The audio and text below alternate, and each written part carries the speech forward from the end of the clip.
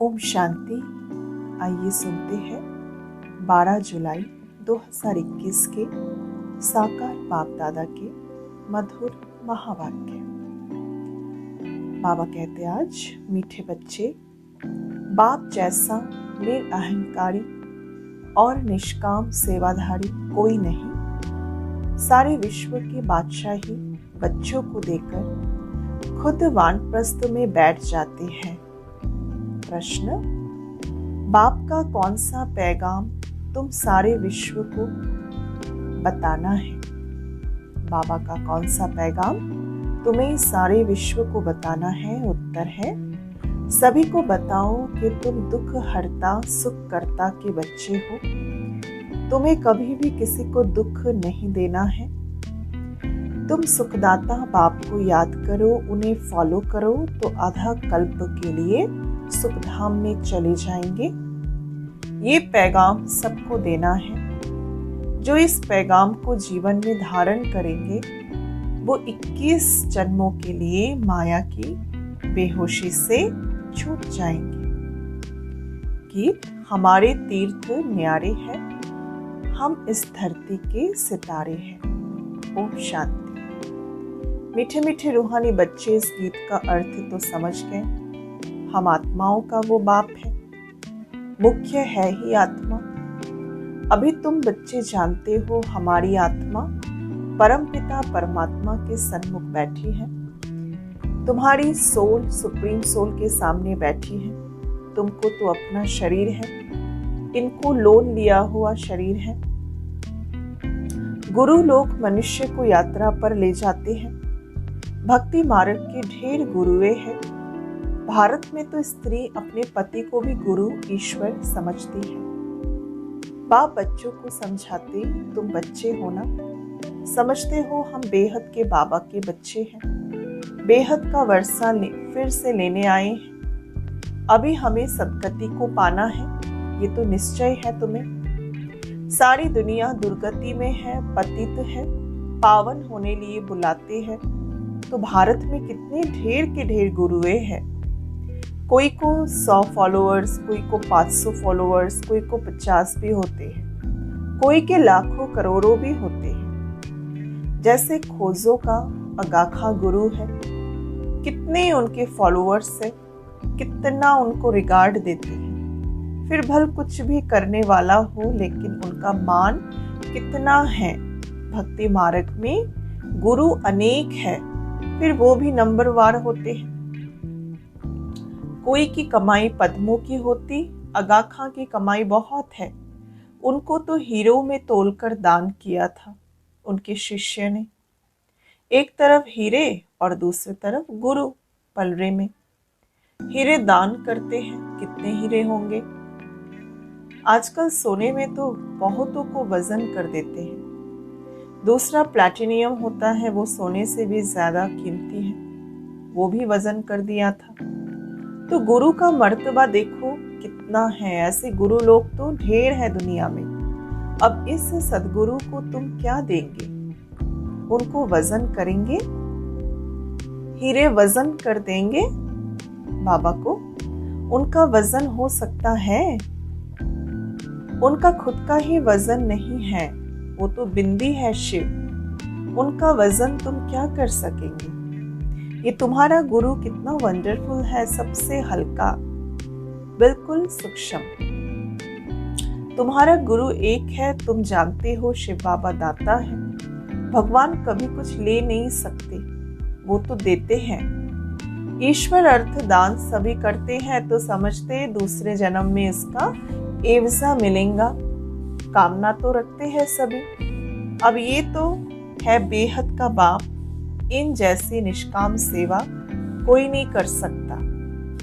निष्काम सेवा भी कैसी है? बच्चों को विश्व का सुखधाम का मालिक बनाते, और बाबा खुद थोड़े ही विश्व का मालिक बनते।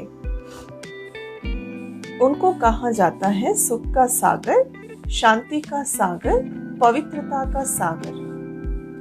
बच्चों को हर एक बात अच्छी रीति समझाई जाती है। एक ही बाबा से तुमको जीवन मुक्ति मिल जाती है। बाबा से स्वर्ग का वर्षा मिलता है। निश्चय किया बस बाबा और वर्षे को याद करना है। इनको कहते हैं ज्ञान का सागर। ज्ञान सागर स्याही बनाओ, सारा जंगल कलम बनाओ, तो भी एंड नहीं हो सकती अगर उसके ऊपर बाबा का महिमा लिखने बैठे तो। तुम शुरू से लेकर लिखते जाओ तो तुम्हारी कितनी ढेर पुस्तकें हो जाए। ये नॉलेज तो बहुत वैल्यूएबल है जो धारण करनी है। जानते हो ये कोई परंपरा तो चलती नहीं। अभी तुमको तंत्र मिलता है, तंत्र माना सार मिलता है ज्ञान का। बाप आकर बच्चों को अपना परिचय देते, वो काफी है। जो बाबा आकर हमें अपने बारे में बताते हैं, प्रकृति ईश्वर के बारे में। बाप का परिचय देने से, रचयिता को जानने से रचना का भी ज्ञान आ जाता है। बुद्धि कहती है जो सतयुग में आते होंगे उनके पुनर्जन्म जास्ती होंगे। चक्र में जो पहले आए होंगे वही आएंगे। इस चक्र को भी अच्छी रीति समझना है। गीत में भी सुना कि हमारे तीर्थ न्यारे हैं। वो तो जन्म जन्मांतर तीर्थ यात्रा आदि करते आए हैं। ये सिर्फ तुम्हारी एक जन्म की यात्रा है और इस रूहानी यात्रा में जर्रा भी कोई तकलीफ नहीं है। ज्ञान देने वाला एक ही तो सदगुरु है। सदगति तो किसी की भी नहीं होती अब। वो है सुप्रीम ज्ञान का सागर, सर्व की सदगति हो जाती है फिर उससे। बाकी और क्या चाहिए? तत्व भी सत्व प्रधान हो जाते। यहाँ तो देखो तत्व तमो प्रधान है तो वायु आदि भी ऐसे तमो प्रधान होती है, हवाएं वगैरह। कितने अर्थक्वेक आदि होते हैं। सतयुग में तो कोई भी दुख देने वाली चीजें नहीं होंगी। बाबा है ही दुख हरता सुख करता। तुम उनके बच्चे हो, किसी को दुख नहीं देना है। सबको ये रास्ता बताना है सुख का, वर्षा पाने का।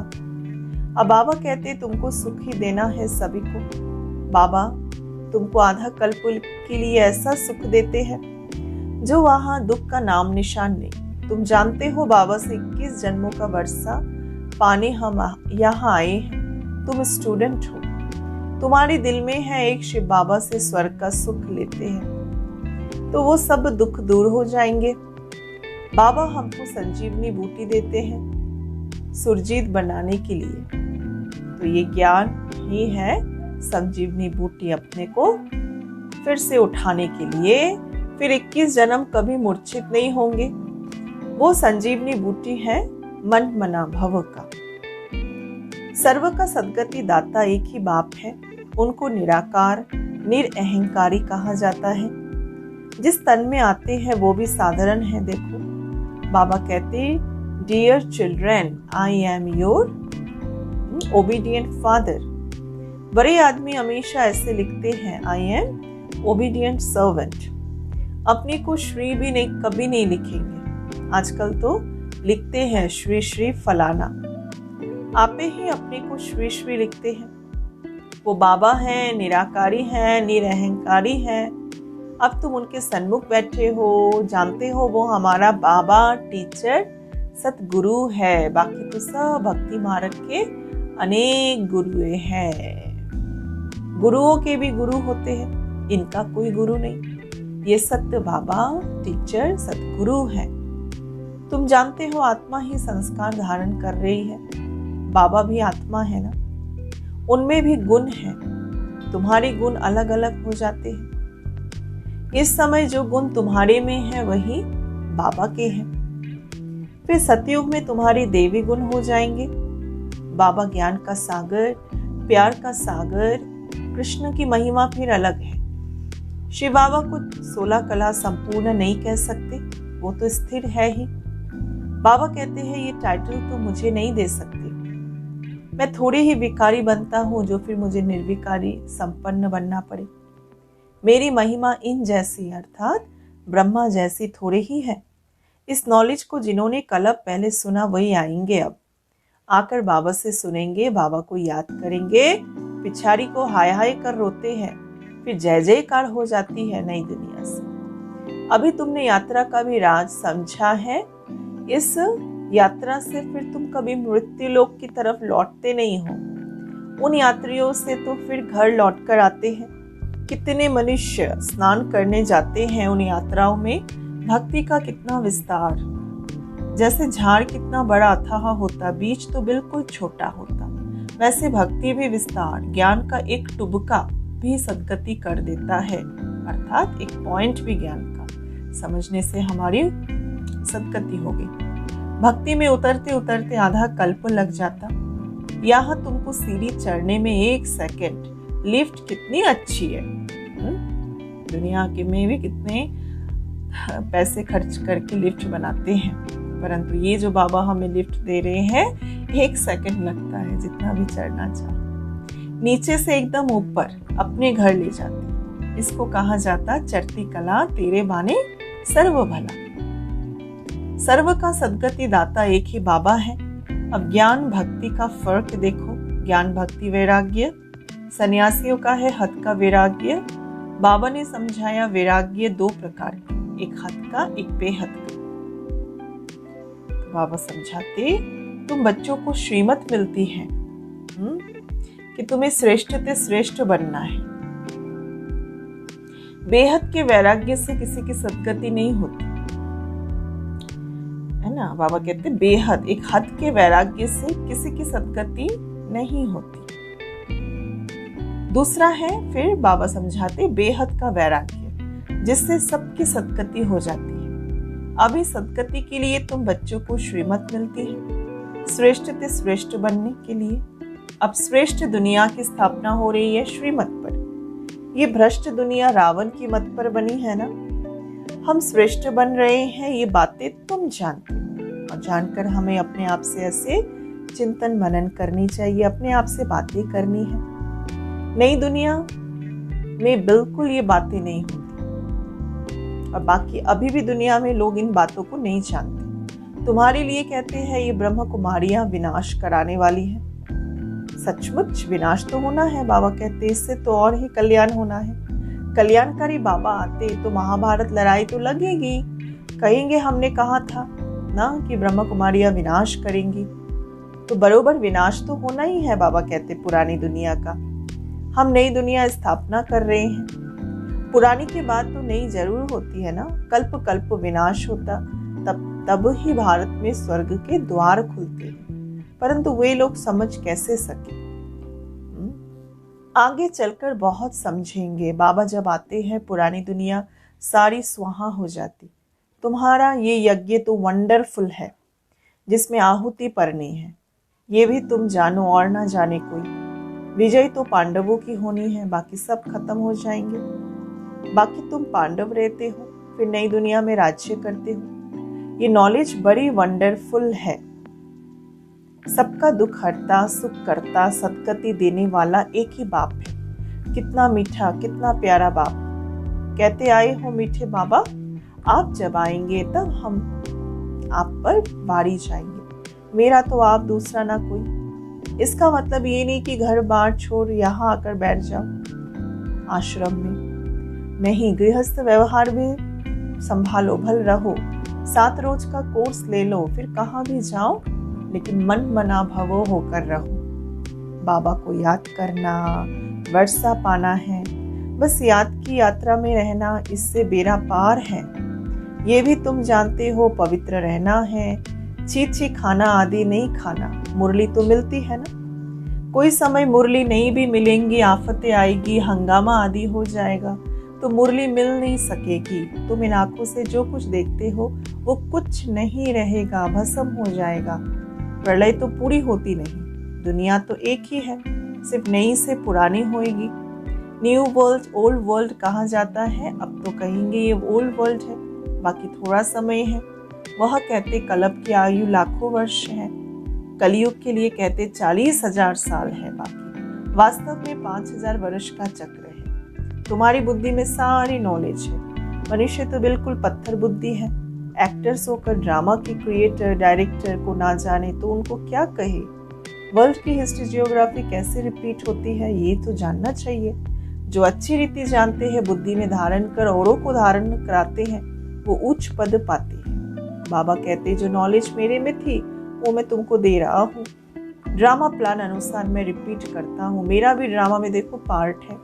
भक्ति मार्ग में भी पार्ट बजाया, अब तुमको वापस आकर अपना और रचना के आदि मध्य अंत का मैं परिचय देता हूँ। मैं भी तो ड्रामा के बंधन में हूँ, मैं तो आता ही एक बार हूँ अपना परिचय देने और रचयिता रचना के आदि मध्य अंत का नॉलेज सुनाने। अच्छा, मीठे मीठे सिक्के लदे बच्चों प्रति माता पिता बाप दादा का याद प्यार और गुड मॉर्निंग। रूहानी बाप की रूहानी बच्चों को नमस्ते। हम रूहानी बच्चों के रूहानी बाप दादा को याद प्यार नमस्ते। धारणा, बाप समान ओबीडियंट बनना है, कभी भी किसी बात में अपना अहंकार नहीं दिखाना है, निराकारी और निरअहंकारी होकर रहना है। मोस्ट इम्पोर्टेंट बात। नंबर 2, बाबा टीचर और सदगुरु के कंट्रास्ट को समझकर निश्चय बुद्धि बनकर श्रीमत पर चलना है, रूहानी यात्रा पर रहना है। वरदान, व्यक्त में रहते अव्यक्त फरिश्ते रूप का साक्षात्कार कराने वाले सफेद वस्त्रधारी और सफेद लाइटधारी भव। जैसे अभी चारों ओर ये आवाज फैल रहा है कि ये सफेद वस्त्रधारी कौन है, ये कहाँ से आए हैं, ऐसे अब चारों ओर फरिश्ते रूप का साक्षात्कार कराओ। इसको कहा जाता है डबल सेवा का रूप। जैसे बादल चारों ओर छा जाते हैं, वैसे चारों ओर फरिश्ते रूप से प्रकट हो जाओ, जहां भी देखे तो फरिश्ते ही नजर आए। लेकिन ये तब होगा जब शरीर से हम डिटैच होकर अंतवाह हो, शरीर से चक्र लगाने का अभ्यास करेंगे। मनसा पावरफुल होगी। स्लोगन है आज का, सर्व गुणों व सर्व शक्तियों के अधिकारी बनने के लिए आज्ञाकारी बनो। सर्व गुण व सर्व शक्तियों के अधिकारी बनने के लिए आज्ञाकारी बनो। अच्छा, ओम शांति।